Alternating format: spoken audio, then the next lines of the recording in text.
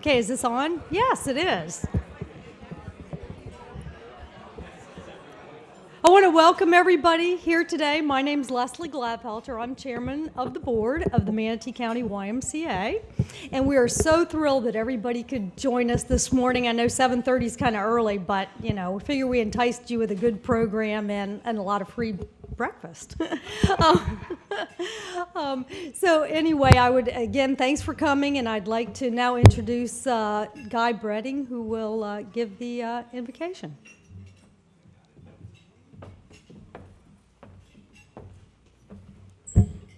Hey, good morning. For those of you that feel comfortable, would you bow your heads and we'll close our eyes as we go to the Lord in prayer. Heavenly Father, we thank you that this morning we will have an opportunity to reflect, receive inspiration and encouragement in all that you're accomplishing through the Manatee YMCA. Lord, we thank Sean Allison, the board members, staff and countless volunteers that are committed to making the YMCA a place where, without discrimination, families, individuals, young and old, can come, be encouraged in their pursuit of physical well-being, and at the same time have opportunity to develop relationships, belonging, and a sense of community. And Lord, we pray for their continued protection, wisdom, and understanding of the unique qualities of the people of this county and the responsibility that they have been entrusted with. Lord, we thank also the YMCA for continually reaching out into the community, looking for ways to support local initiatives on reducing crime, gang activity, giving youth an opportunity to experience leadership, fellowship, and success through its various community sports programs. Lord, we pray for favor and provision for the YMCA for the following year as they continue to find new ways of reaching out to the community, supporting initiatives that will impact the families and youth, bring light where there is darkness, hope where there is despair, joy where there is sadness. Countless lives are already being transformed, families restored, children given direction and a purpose, and with new community centers, places of education, and strategically developed partnership opportunities, Lord, we will look back in years to come and reflect and be awe-inspired by a legacy that will remain for an eternity. It's in Jesus' name we pray. Amen.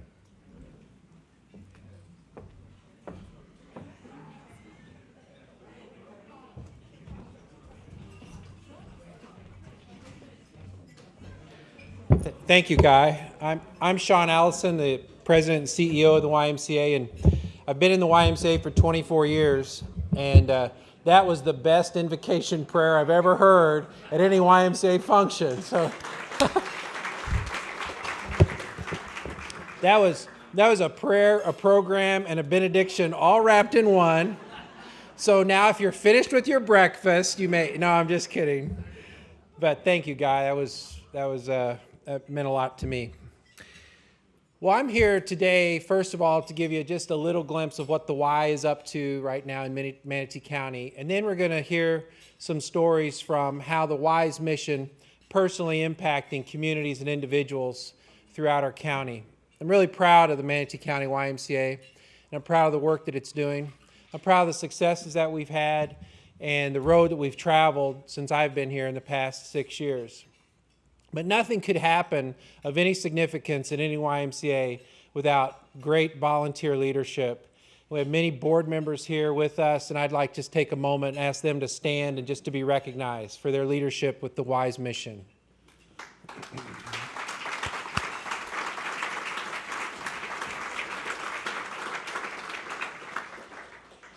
Some of the way we operate as a Y has changed. One of the things we've changed is our board takes 2 meetings a year and meets for 3 hours.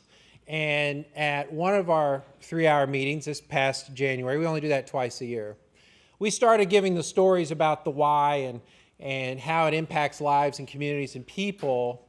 And it was just apparent to everyone in the room that, we've got to tell more people about this. And so right after saying that, we all looked over at Jackie Reardon, and the rest is history, and I'd like to recognize Jackie for pulling this all together. If you'd stand up, Jackie.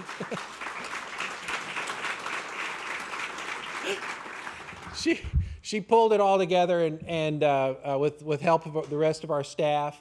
But yesterday, you know, we were just, it was one of those days you're just slammed from every direction dealing with stuff and everything. And suddenly I was sitting in my office kind of alone with Jackie, and I started saying something, and she just said, "Here." She handed me a bunch of papers that are right here. That's all I needed to know. So thank you very much. And the rest of the staff here at the Y, they work so hard every day. And much of what you're going to be hearing today is not the efforts of Sean Allison or the board, but it's really the efforts of the men and women who are on the ground every single day, touching lives, producing the programs, providing the services in the 4 branches that we have operating in Manatee County. So if you're a staff person with the Y, I'd love for you to stand up right now and to be recognized. Thank you.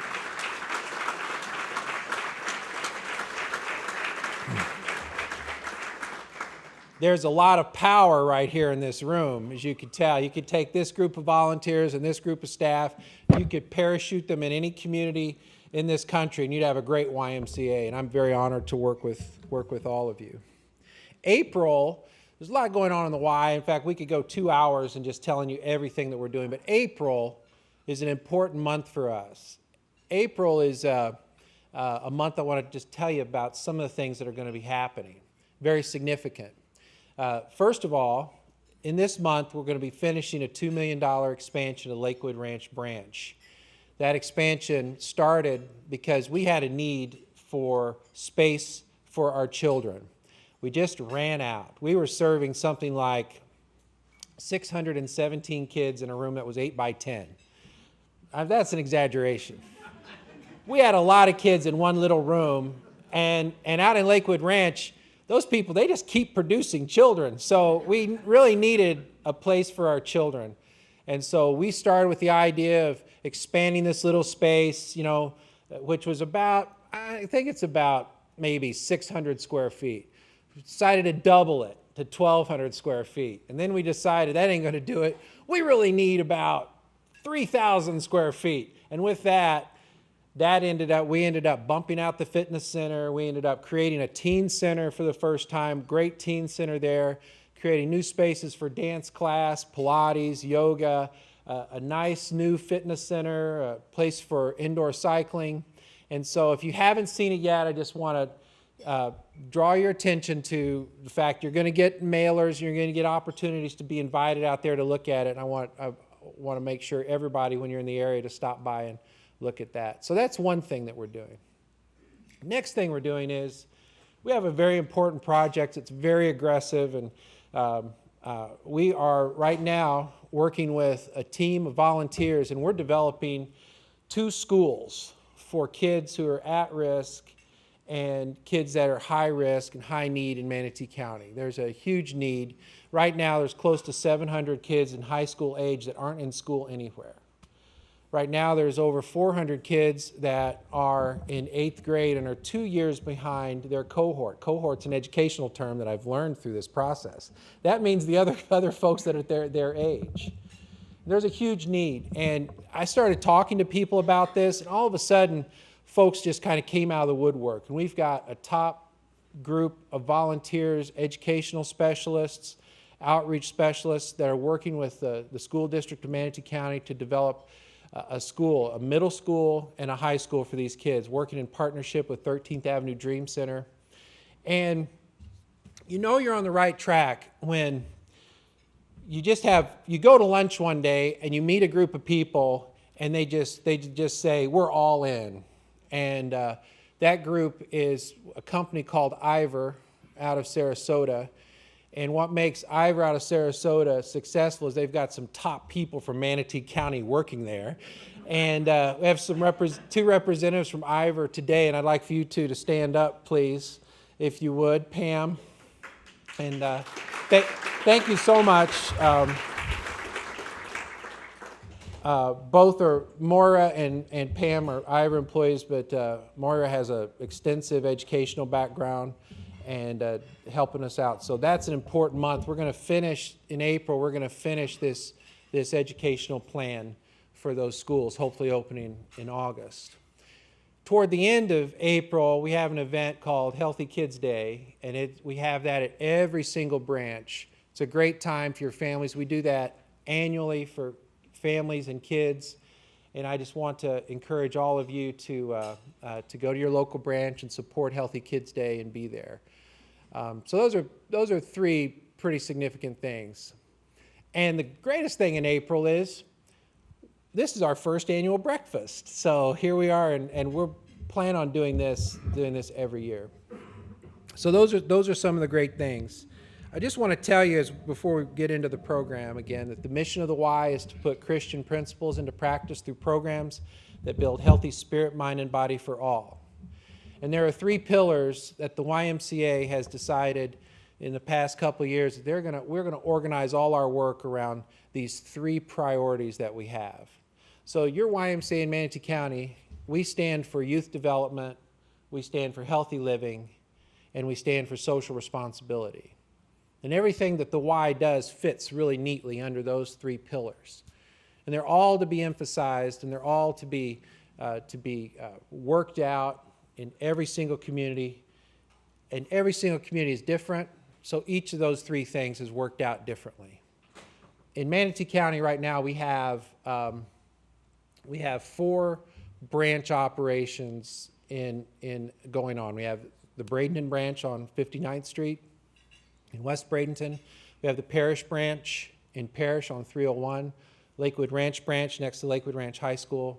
We also have a program branch at Harley Middle School, which is serving that community. And in every single community is different, and every single community we work out those priorities a little differently.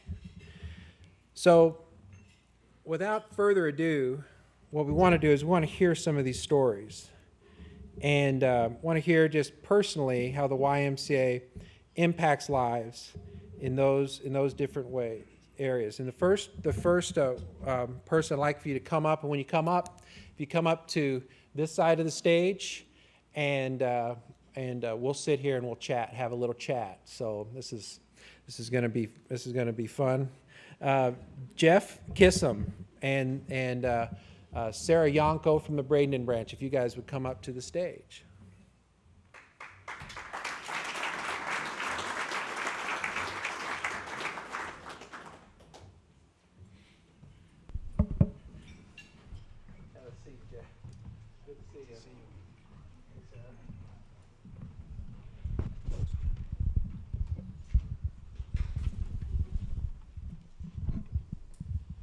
I've been told that when we talk in the mic, we have to hold it close to our faces. So that's a good idea.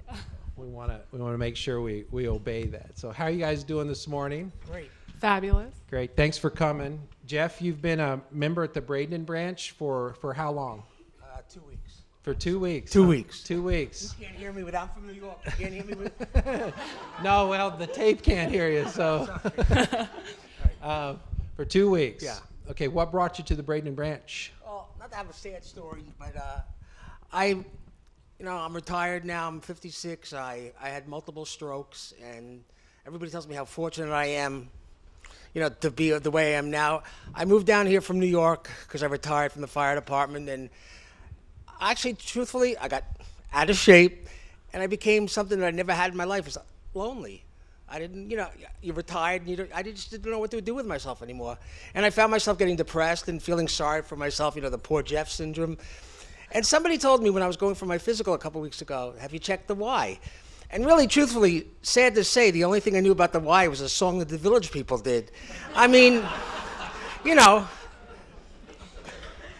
I came out, made a visit, and, went through the price sheet, the fees and things, and then, some of the employees there talked to me about the scholarship program. And I got to be truthful with you. I'm on Social Security disability now because after the fire department, I was, what do you do? So I was terribly embarrassed by being on disability. And these people made me feel so comfortable and, warm, and they accepted me. And when Sarah gave me great news that they were reducing my rates, it was just a joy. Because let me tell you something, since 9/11, my life has been a little tough. And for somebody to show some love is just, to me, was amazing. And really, guys, I'm not a corny person. I'm not going to start crying or anything like that. But I truly, truly have appreciated it. I like the horses. On the weekends, I'll go to Tampa Bay Downs, and I don't have the money to bet anymore. But I swear you're going to have people from that county coming down here soon, because I got even the 90-year-old men cheering the horses down going, oh, I'm going to go to the Y too. So don't blame me if you get a stack of people with the racing form in their hands. But as you can see, even people who know me today say I'm happy. And I feel happy. Waking up in the morning and asking God, okay, what do I do today?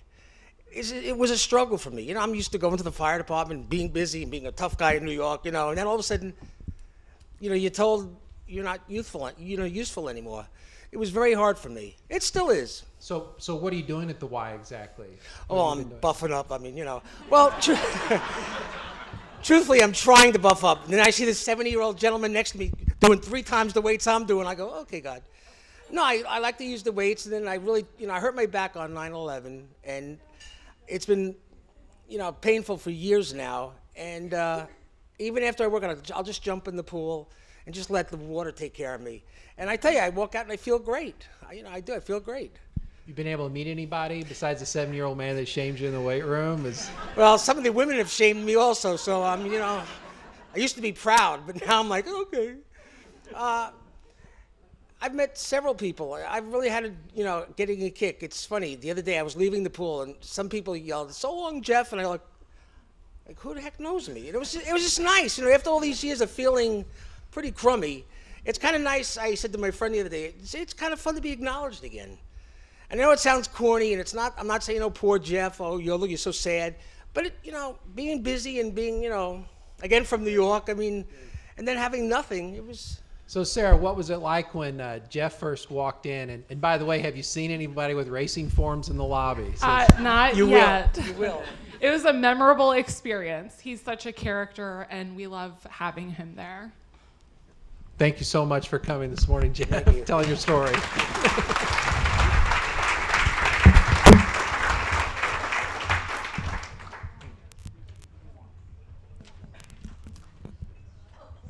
Okay. Next, Melissa and Hillary Kopenhaver. And I think Melissa's husband's here to tell her story this morning. So.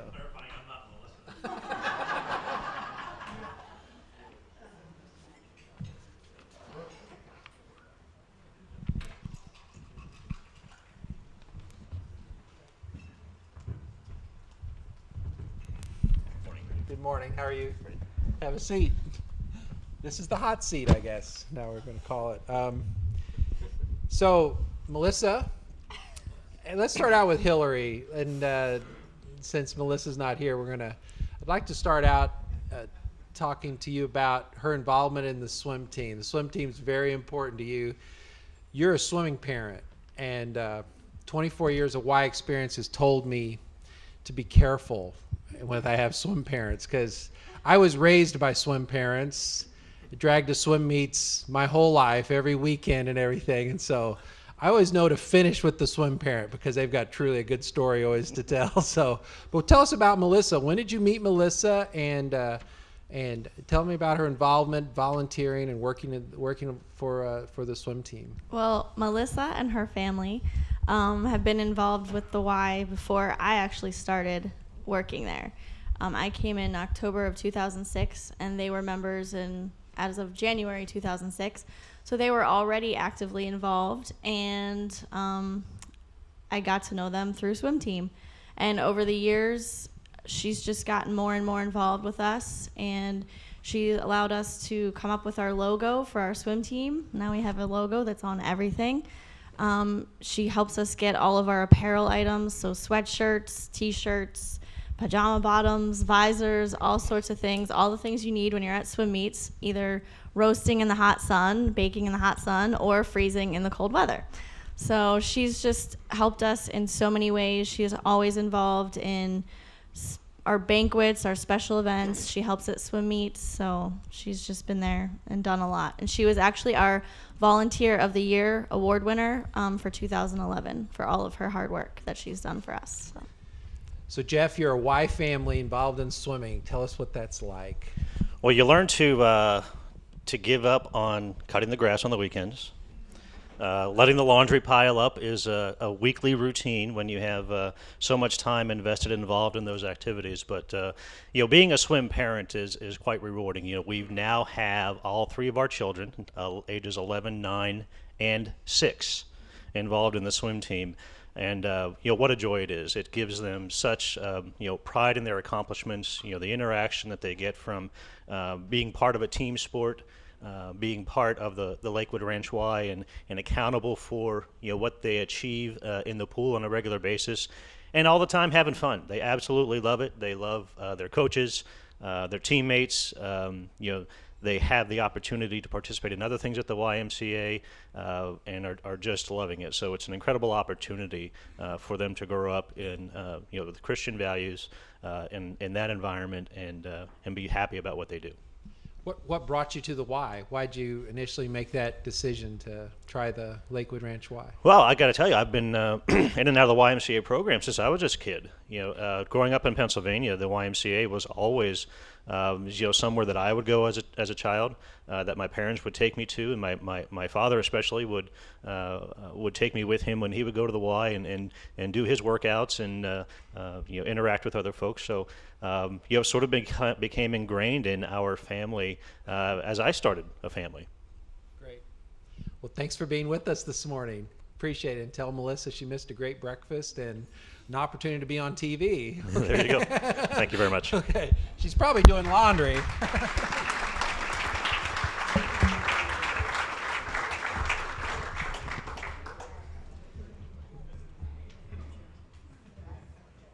Okay, next we have Tim Grigsby, and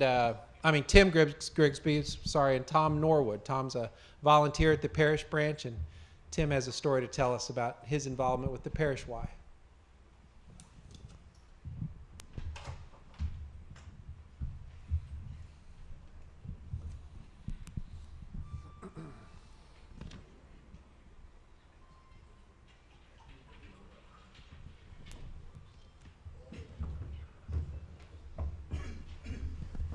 Welcome.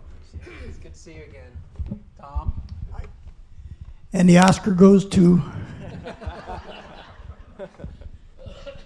Tom's interviewing to do this job next year. I like your style.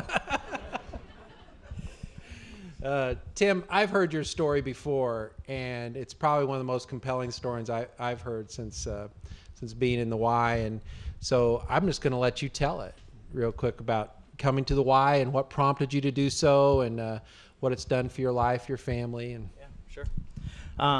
Back in October of '09, I was in a motorcycle accident, and I was in the hospital for a month with a traumatic brain injury due to not wearing a helmet. I rode motorcycles for about 10 years, and I always wore a helmet when I rode a sports bike. Those super fast bikes that you pull wheelies on and go well above the speed limit. The sheriff's in the room. I just want to make that. He is. I'm looking right at him. And then as soon as I thought I grew up and bought a cruiser, like a Harley and stuff, I thought, I don't need a helmet. Nobody else wears them on those, so I'll be fine. It's not going to be me. It was really tough for me and my wife. Basically, she wasn't very happy about that decision. So unhappy that she took us to marriage counseling over it. And I just, being the hard-headed guy that I am, I said, I'm not doing it. I'm going to be fine. It's not going to be me, You never think it's going to be you. And then one night in October, I was riding my motorcycle down 301 onto Erie Road, heading to my folks' house. And I don't even know what happened. I can't recall anything that happened with the accident. I just know that there was about a 30-foot brake strip on the road, and I ended up on the side of the road. My motorcycle went another 100 feet or so, and I laid there for a little over 30 minutes by myself before anybody even saw me. It was about 11 o'clock at night, so that road's not very heavily traveled, and I'm very fortunate that somebody did drive by, saw my motorcycle. It was still running, and called 911 and said there's an abandoned motorcycle on the side of the road. And FHP showed up and luckily did a little walk around because I was a good 100 or so feet from my motorcycle, in some tall grass on the side of the road, out like a light. And then I was bay flighted up to Bayfront, and that's where all my recovery started, and I was fortunate enough to survive the accident. And we had joined the Y that month of October, actually, that I had the accident. And after I got out of the hospital and was able to, well, I did 10 weeks of therapy after I got out of the hospital. But to continue my therapy, I started going to the Y to get back my strength and stuff. I lost about 40 pounds in the hospital. And I was able to work out at the Y, and the employees there were great. You know, a lot of them knew what had happened to me. Showed me, always were keeping an eye on me to make sure I wasn't trying to be 18 again and lift 300 pounds and not be able to do it, you know. And with them having the kids zone, it was able to have my children be watched while my wife could work out with me and keep an eye on me as well. And it's just been pretty amazing for them to be there to help me through my recovery process. And my job reflects on Florida tourism, and due to the economy tanking back in 07, 08, and still somewhat coming around, but the scholarship program as well is what's allowed us to be able to do that. If we didn't have the scholarship program, we wouldn't be able to be a part of the Y. We've been on a single income since we had our kids. We felt as though the best thing for our kids was to have their mother home with them to raise them from the beginning. So we've done that, and it's been tough. And being able to qualify for scholarship programs to do this kind of stuff it's been really nice. So thank you. Thank you. There you go.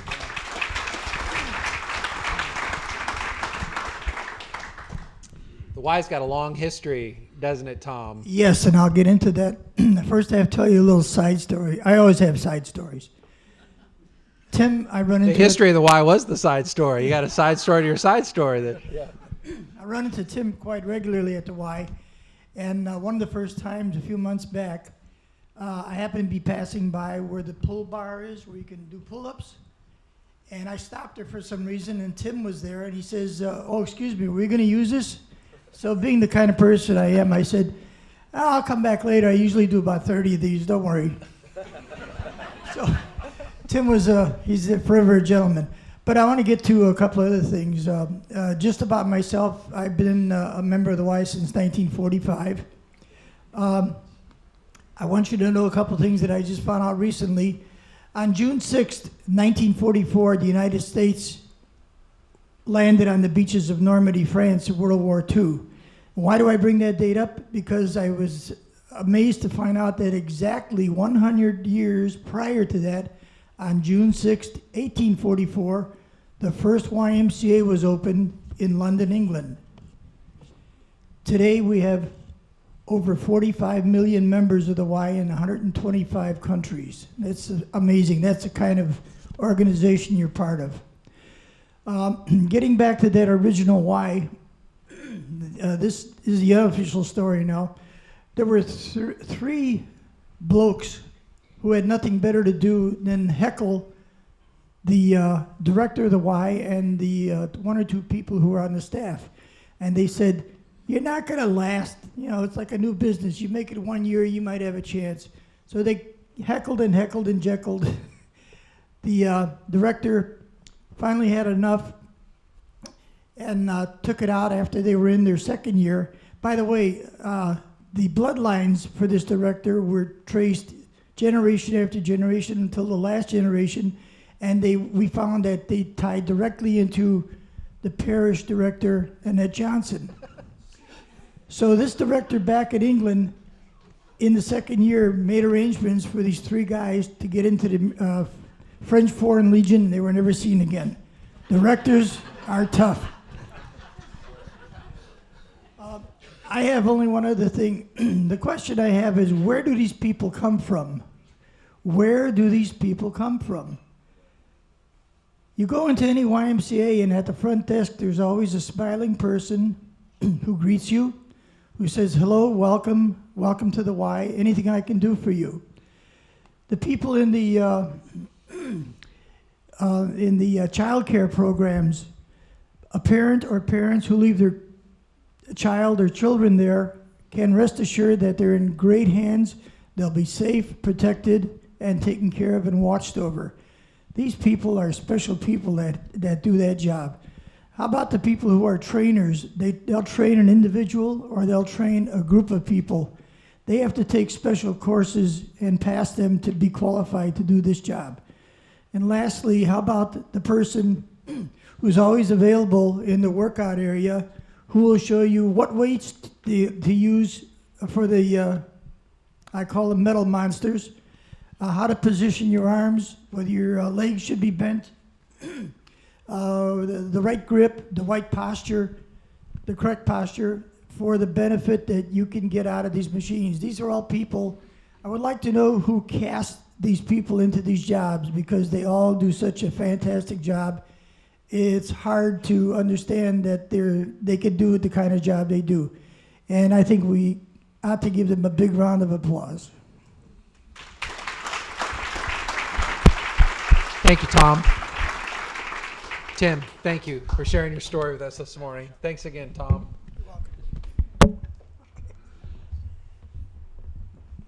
Last we have, for this portion, Dan Yanko and Samantha. If you guys would make your way to the stage. Samantha Fisher is part of a program that was started 5 years ago called Y Reads. And and Samantha's mom's coming with her. It's great. Y Reads program started, we've had it in 4 different schools now. It's a volunteer-driven program, and it works on improving reading skills in young children. And Samantha's a shining example of this program and what it's doing for our community. So give her a round of applause as she comes up today.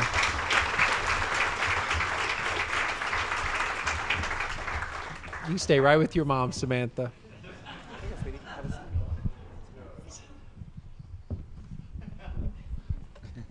Good morning. Morning. Good morning. How are you doing? Have you ever talked into a microphone before? Have you? Good. Okay. Dan, why don't you tell us about the Y Reads program? Well, as Sean said, the program started back in 2005, and it was actually my first assignment when I took the job. He said, oh, by the way, you have this Y Reads program. There's no director for it, and you have a training my second day of work that I had to go to Sarasota for. We've quickly found a director, and after his tenure was over, we found our current director, Stephanie Thompson, and she's been with the program now for 5 years. The program started at Abel Elementary, and we later moved it to Daughtry, and now it's in its current home at Bayshore Elementary, where it's been this is its 3rd year. The great thing about the program is we are able to offer this service to the 50 or so children that it serves each year at no cost. And part of what the Y's commitment is through the scholarship program is that those children and those families that need the aftercare program, they are scholarshiped so that they can fully participate in the program.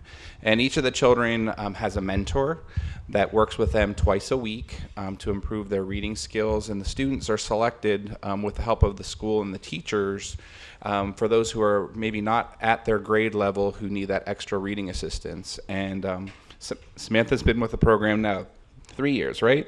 You started in 1st grade, and now you're in 3rd. And Stephanie, we were trying to find our story for this breakfast. Samantha was the first name that came to her mind because she's had great success and really improved her reading in the program. And again, to kind of piggyback on what Tom was saying, is part of what you're part of, our YMCA Reads program has the best student mentor ratio in the state. And since Stephanie's been on board, we consistently rank in the top 3 to 5 of all the programs that are offered statewide. So it's a really great program, and we're really proud of it, and proud to be able to help students like Samantha improve their reading and get a love for reading. Samantha, you've worked with some volunteers in the program. Tell me what typical days like when you work with your volunteer. What is that like? Tell everybody what that's like. What do you do?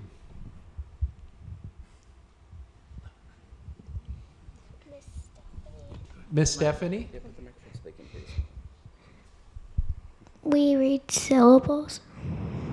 Good. You read syllables? Good. Do you like going to the program?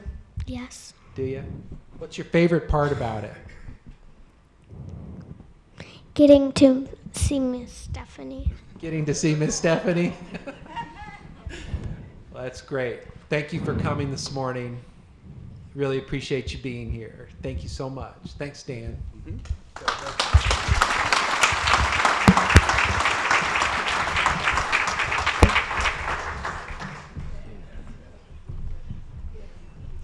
Well, those were some glimpses of what the Y is doing on a multiple different fronts. And here's a different front also we want to talk about next. So we have a short film for you all to watch.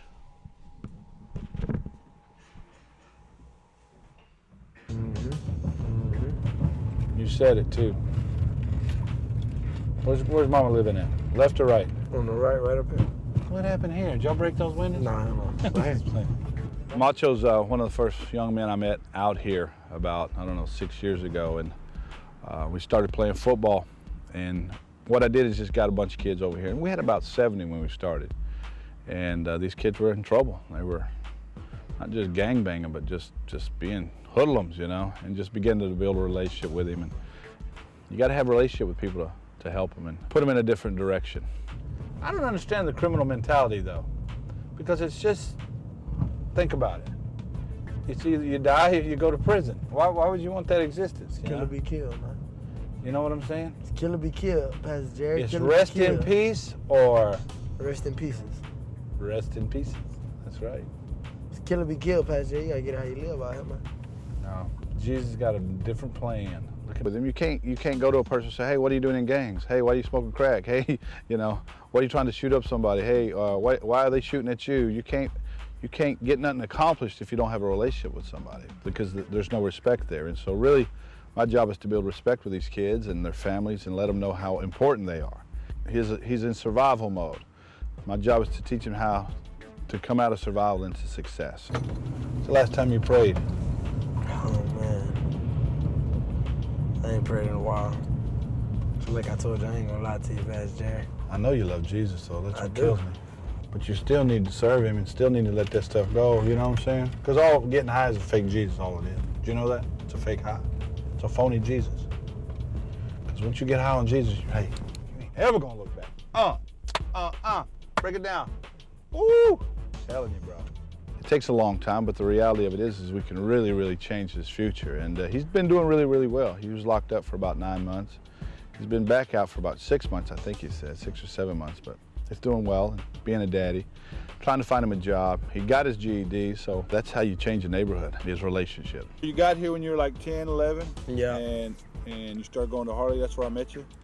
I don't remember that. Cool. I remember that. Early in the morning, breakfast time. Oh yeah, we had that Jesus Club. Yeah, you was walking around trying to flex your muscles. that's when you was younger. You were younger. You think that's... I remember. Pastor Jerry ended up coming to Harley, trying to teach us about God, trying to help us out, teach us the right way to live. And started playing basketball, football, keeping us out of trouble. Halftime! Let's go in. So what are your dreams and goals right now? What do you want to do? You want to go to school? MCI? Yeah, I need to. Because you got that baby. I used to fight, steal, smoke a lot of weed, a lot of drugs, do a lot of crazy stuff. Just beating people up for no reason, gang banging. it wasn't for Pastor Jerry, I'd probably be gone in prison. Probably wouldn't have my son, wouldn't have nothing. Pastor Jerry kept me away from a lot of stuff. He helped me a lot. This kid was locked up 50 times in the DJJ. He's really smart, really intelligent, so God's gifted him with some brains, and finally he's using them, and hopefully it'll be for his advantage, and his son's advantage.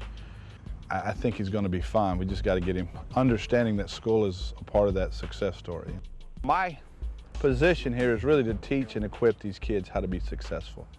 And it's all giving them a moral compass, because 90% of them don't have that. So that's what we're doing, and having a blast at it.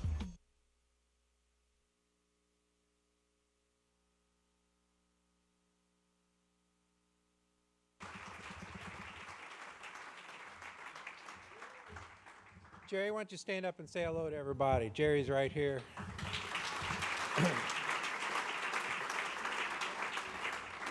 And if I'd like to have Joshua Mason come up, and a friend, I think. I'm not sure who Joshua's bringing this morning.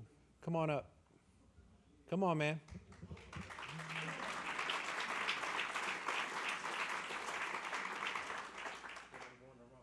You're okay. Come on.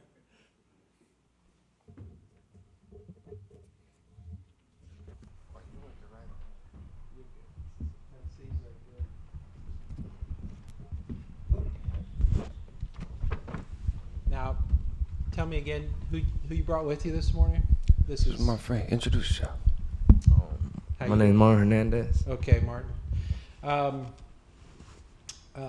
Martin, I guess we met at lunch at Hungry Howie's a few days ago, and it's the first time I met Joshua.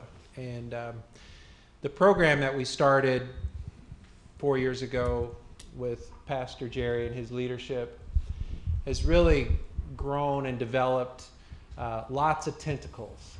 And each one of those tentacles usually includes another agency, another church, another community group to help us with this process.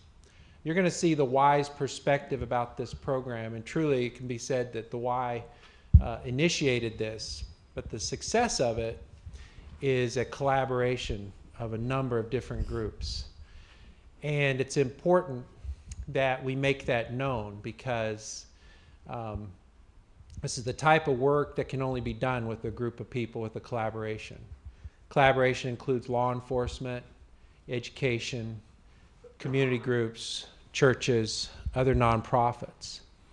And we all know in this collaboration that if any one of us were to stand up and take total credit for this, it would break down the partnership.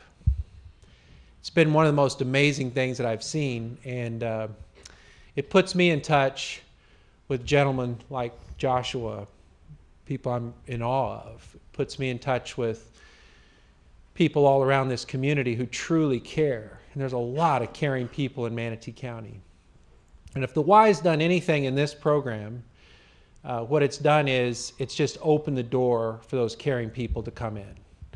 You can't talk about the gang program and the Y without mentioning Manatee County Sheriff's Department, Bayside Community Church, those other folks that are, and Cornerstone Church, which is a new partner. So we're proud to be a part of this and proud to have a front row seat. And that's really what we have. We have a front row seat to this. We're able to see all the parts backstage, and it's been amazing. And speaking of amazing, Joshua has a story that Joshua is pretty new to our community, and he empathizes with the work that we do reaching these young people. As Pastor Jerry would say, our goal is to try to keep the gang activity in Manatee County, which at one time was way up there in the rankings as far as gang activity and gang crime of all the counties in Manatee County. And now, thankfully to this program and the partnership, it's pretty far down the list. And but it's important that, as Pastor Jerry would say, that we want to keep this from becoming generational. in California, where Joshua is from, you know, if you want to impact somebody's life or you want to try to impact the gang program, and you have someone like Macho on the screen you're trying to influence, sometimes you got to go to the prison and talk to Macho's grandfather and say, hey, we're trying to reach Macho. We're trying to, because a lot of times it's generational. Some people are in gangs because Grandpa, that's the gang Grandpa was in. He may have been an OG, you know. So anyway, I got to meet Joshua this week, and I'm really proud that I did. And Joshua, why don't you tell a little bit about your story and why you think the work that we do is so important? Sure. Well, first off, thank you guys for having me. My wife and I, and we have 3 kids, moved here in July from the Bay Area of California. So from Bay to Bay, it was quite a long drive. And it's been amazing for me in the brief time since I've met Pastor Jerry. I found him just Googling violence prevention and gang intervention in Manatee County. So his name kept popping up repeatedly. And I said, let me give this guy a call. And then come to find out we have a lot of connections and just sort of a divine appointment, right? But I was shocked, I'll be honest, when I saw that he worked for the YMCA. And I was a little skeptical at first. Because I've encountered a handful of YMCAs in my time kind of throughout different areas. And it's not common to have such an impact on a really grassroots, grimy, for lack of a better term, level, right? For folks to really be out there loving on people and building relationships and no strings attached. So I'm impressed. I'm really thankful to have met the people at the YMCA, right, Sean and Jerry, and to see all this going on. My story started a long time ago. Martin will tell you, but he was 17, right? So I'm 35, and I've spent almost as long as he's been alive, back and forth in different jails and institutions and juvenile halls, group homes and such. I started when I was about 10 years old, going to jail.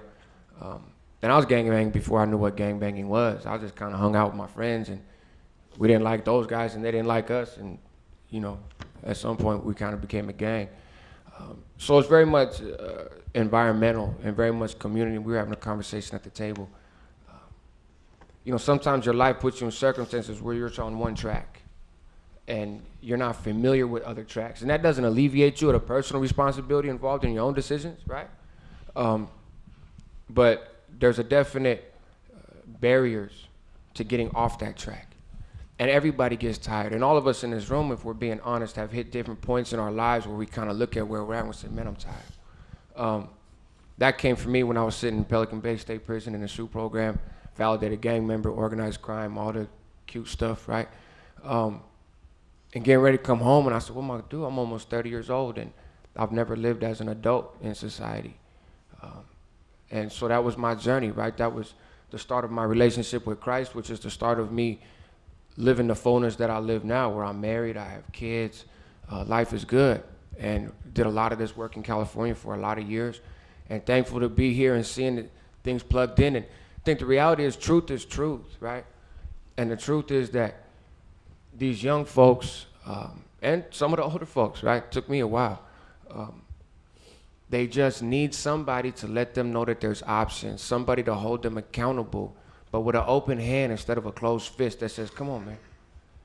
Because we all get tired. But if we get tired and we don't know where to turn to, then we're just going to keep doing what we know how to do. And that's where the YMCA steps in, right?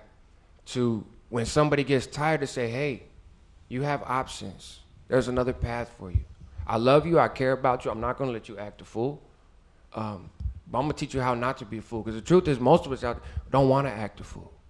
It gets old. It gets hard, man. You're watching your friends die. You're watching adults strung out on dope all the time. It gets rough.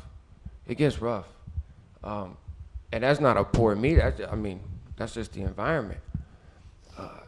But when you don't think that you have any other choice, you kind of make the best with the cards that you think you've been dealt. And so I like to tell people, Jesus shuffled the deck, right?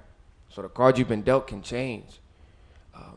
But it takes folks like the YMCA and folks like you guys who help contribute in various capacities to make that a reality in Pride Park, and to make that a reality in the back of an apartment building or in some housing projects or on a street corner where a kid got a pistol in his pants and dope in his pocket and just kind of figures this is going to be the rest of my life. Because like Macho said, wow, if it wasn't for Jerry, I could have been here, I could have been there. I'll tell you, I didn't have a Jerry in my life, and that's where I went, right? So that's not just a story, that's the reality. If there's not an intervention of some sort, things get ugly, right?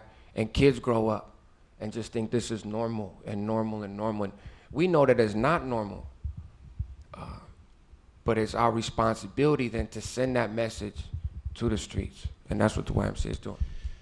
You know, I think that we all have things in common. Everybody in this room, if we were to have lunch together, we'd all find something in common with one another. And the thing the three of us have in common is a grandma. Isn't that right, Martin? We all had praying grandmas. Mine prayed every morning for me. Got me through some really rough times. Nothing compared to the road these gentlemen have traveled, but it's kind of cool. You want to tell us a little about your grandma, Martin? Is that something you feel comfortable doing? Her influence in your life?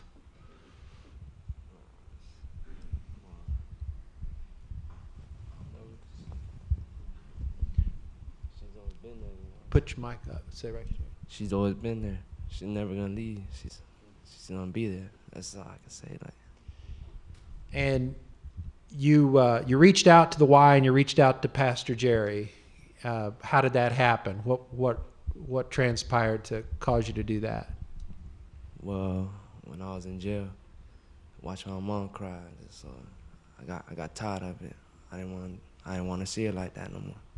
So I talked to Miss Bailey from the Boys and Girls Club and started talking to Pastor Jerry, and he's helping me out. It's great. One thing that's very important, and this takes a lot of courage for Martin to be up here. I'd like everybody to acknowledge that. A round of applause.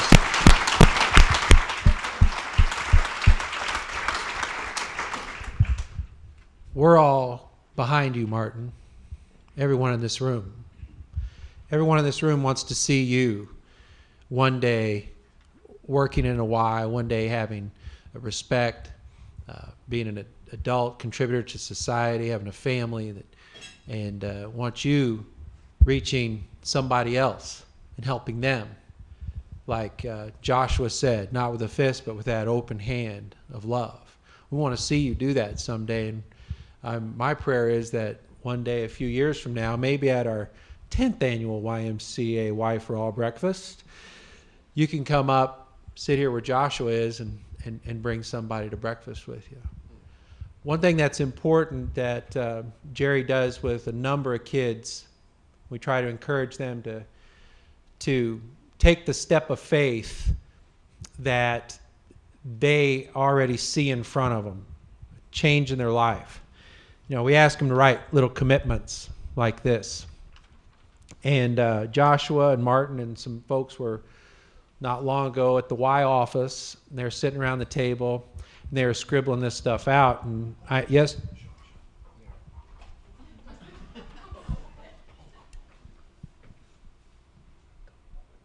Okay. All right. Okay. Thanks. Never mind. You know, with so many people helping me, I know. I wasn't going to do that. I wasn't going to read them, boys. But thanks for helping me out. It's great, man. I love Get pretending. a little overprotective sometimes. That's right. Everybody protects What us. happens? But what I did want to do is just hold this up and then put it over here on the podium and show you guys how important making commitments are to changing our lives. We all know that. We've all been at different crossroads, and we've had to make commitments. And with volunteers like Joshua and staff people like Jerry and the churches that help us, and having a truly caring leader in our sheriff's department, we're going to continue to make changes in young people's lives, and you all are a part of that. And so I want to thank you too for coming up and sharing your story with us today. Thank you. Just go on down that way.